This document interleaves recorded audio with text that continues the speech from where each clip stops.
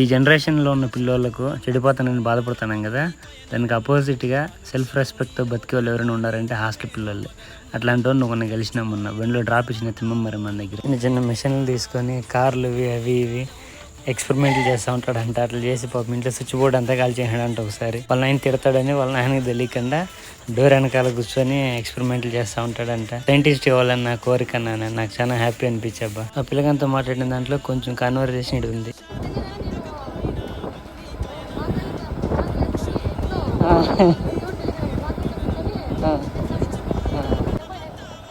ఇద్దరు తీసుకో డబ్బులు, తీసుకోరా వన్ సెల్ఫ్ రెస్పెక్ట్ని చూసి నాకు చాలా సంతోషం అనిపించింది. థ్యాంక్స్ అబ్బా. అంటే నాకు చిక్కి ఒకటి గిఫ్ట్గా ఇచ్చి వానికి హాస్టల్లో ఇచ్చిండేది. అది నేను ఎందుకు తీసుకున్నానంటే వాడు వచ్చినందుకు వాడు నాకు ఏదో ఒకటి ఇచ్చినట్టు అనుకో, వానికి సాటిస్ఫాక్షన్ ఉంటుంది. నేను అన్నకి ఏదో ఇచ్చినా నన్ను అన్న డ్రాప్ చేసినాడు అని, అందుకు తీసుకున్నాను.